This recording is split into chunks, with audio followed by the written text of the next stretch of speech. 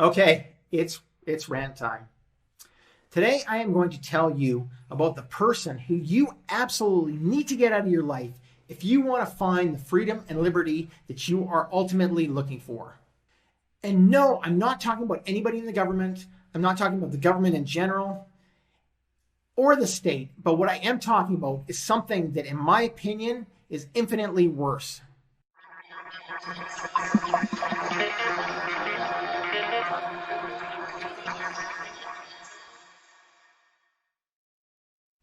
Welcome to the LIBpreneur Show.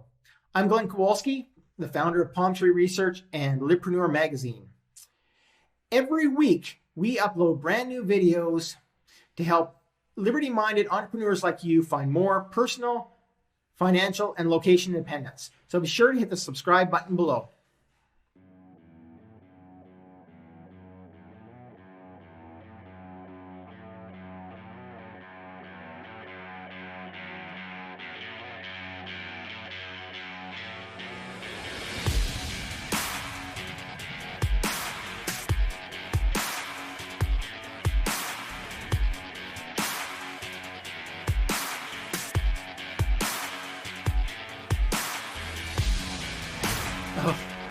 It is infuriating, sickening.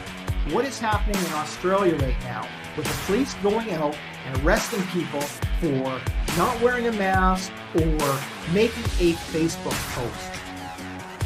And I'm not talking even about that guy who's in charge right now, because I don't care about him. I don't care what he's doing. And I'm not even talking about the police order takers who are out there following and enforcing stupid rules.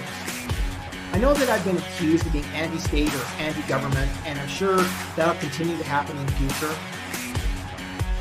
And I've also been told that I'm so scared of the government that I can't even give them credit for something good that they do. But honestly, between you and me, I can't even muster the energy to be anti-government. The government's here. They've always been here. In my opinion, they will probably always be here. And while I have good friends who are out there fighting the government and they're advocating for complete removal of the state, and what I think they're doing has some merit, I refuse to waste my freedom being safe and chasing a lost cause. Because, why waste energy on something that just is what it is?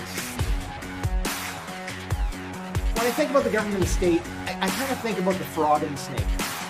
So there's this one day that there's a frog, and he's out kind of floating in the middle of a pond, and sitting on the edge of the pond there's this snake, and the snake wants to get to the other side. So he calls over the frog and he says, "Hey, come over here, frog. He says, I can't swim. Can I hop on your back and you give me a lift to the other side of the lake?" And the frog says to him, "Why would I do that? As soon as I get to the other side, you're just going to eat me." And the snake says, no, don't worry about it. Just get me to the other side and everything will be fine. So the frog, being a nice guy, he swims over the shore, and the snake hops on his back, and they begin to swim across the pond. And finally they get to the other shore, and the snake, he wraps himself tightly up around the frog and begins to squeeze all the life out of him. The frog, he's suffering, and then with his dying breath, all he can come up with is he can say, why? Why are you doing this? And the snake replies, he says, "I'm a snake. It's in my nature." And then he swallows the frog. That's the government. That's the government, in my opinion. They are who they are. The state is going to state. The state is always going to state.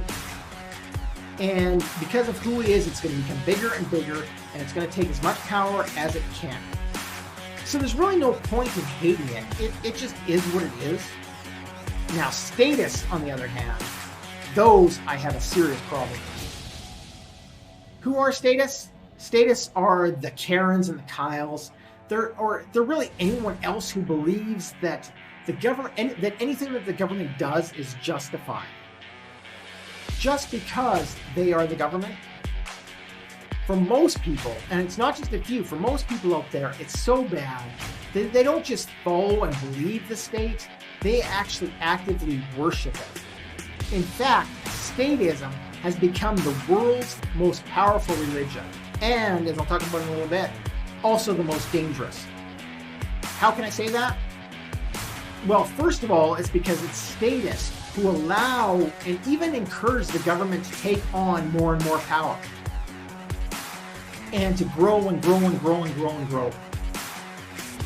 And it's the statists who want you or I to lose more and more of our freedoms. You know, it's every time they say something like, oh, there ought to be a law against X or Y or Z. They believe that the government always wants what's best for them. And more strangely, that somehow in their infinite wisdom, they know more than the economists and the scientists and the experts. Just because of the government, they know more than all of them put together. I was watching the Australian mainstream media, and people were actually cheering the police for grabbing people off the street, throwing them to the ground, kicking them, because they had the audacity to go out and use the sin of going outside without wearing a mask, or going beyond 5 kilometers of their home, or for making a Facebook post. Next, unlike most religion, with statists, they don't just kind of sit on the sidelines. They are actively involved in increasing the power of their deity. The statists were not actually just loving the police for arresting people for going on the beach. They were actually calling the police to report them. You know, this is an activity, going to the beach, where, yeah, it was illegal because of the restrictions, but it's an activity that didn't harm no one. You know, there's social distancing, there's no other people around, they're getting some fresh air. It's very healthy, but yet people were calling the police because the state told them to. And so because the state called it illegal, people were out ratting at their neighbors just for getting some fresh air or for hitting the surf. It happens all over the world. You remember, like, see something, say something in the States. The state is constantly asking people to rat out their neighbors. And oftentimes it's done for something that's so stupid or so petty that people, because they follow that religion so closely, they have no problem doing it. Before I give you the final proof element that statists has become the strongest and the most powerful religion in the world, I just want to talk about why it's the most dangerous. The number of people who have been killed by their own state, their own government, is an average of 4.5 times higher than deaths by any other non-governmental murderer. Millions, hundreds of millions of people over the last century have been killed by the state. And that's because it has this complete monopoly on violence and committing violence against its people. And it's those fervent followers, those statists, those strong believers that gives it all of that power. You don't believe me? I'm going to prove it to you right now. You're probably not going to like what I'm going to say. This is going to come a little bit harsh. But how many Christians out of 1 billion or so people who identify as Christians around the world do you know who are honestly willing to kill and die in the name of Christ? Think about that for just a second. How many Christians do you know who are still actively burning witches at the stake, or even blowing up abortion clinics? How many Christians do you know who would die if someone had a gun to their head and was telling them if they didn't deny Christ, they would be shot? I know there's some, but how many really out of the billions of Christians, how many are there who you know who would honestly die for that belief? How many Muslims out of 1 billion or so Muslims in the world are out there killing all of the infidels? Really, out of those billions, how many are actually actively doing that? Now, how many statists do you know who are willing to kill and die in the name of their country? Of course, I mean, there's the obvious ones. There's the soldiers, there's the police, there's the militia. And then by extension, you also have to include all the people who support all of those. And, you know, there's the Thin Blue Line crowd, and the support the police crowd, and the support the soldiers, and there's all the police, all the people who are working those support roles. But then, really, as far as statists go, you have to add all the people on the left who right now are burning buildings and rioting, trying to get their leaders elected so that they can take more rights away from other people. You have to look at things like the voter intimidation tactics that groups like the Black Panthers use to try to get people to vote for their rulers instead of the other ones. You get those on the right, on the other side, who are threatening violence or committing violence because people are burning or disrespecting their flag, which is the ultimate symbol of their state religion. And I'm not talking about supporting any of those or not supporting any of those. I'm just talking about the amount of energy that people put into it and the willingness they are to commit violence or to have violence committed against them to support that. Then you got all the people who are ratting out people who are, not wearing masks or going to the beach or having some unauthorized party. These people aren't accomplishing anything. They're not saving anyone's lives, but because the state told them to do it, they're doing it. Then, on top of that, then you have the media. And you've got a bunch of talking heads, reporters, and anchors who are out running around and supporting and propagandizing and essentially making sermons for their state and their government, whoever it is that they support. Let's take it down a level and make it even more reasonable. How many Christians or Muslims or members of any other religion do you know who are following their Bible or their version of it down to the very letter and every single rule that's in that Bible? I personally know of very few, but I know of a ton of people who follow every single law that their government God lays down. If they know about it, they're following that law to the letter. And worse, I know of many people who are pushing for more and more laws all the time. That ought to be illegal. Let's push for more laws. How many Christians do you know who tell you, oh, we should add a new commandment for that, or a new commandment for that? I don't see any other religion on the planet where anyone other than the most extreme followers will go to that level of support and blind belief to support the religion. But with the state, that's behavior is actually more the mainstream. It's not the extreme anymore. Look, as I said earlier, I'm not anti-state and I'm not anti-government. I know people who are, and it's quite honestly, it's really easy to see why. But in my opinion, all fighting against them really accomplishes is a loss of liberty and freedom in your own life. I mean, how much freedom can you really have if you're dead or you're lying in a box? But I am anti-statist.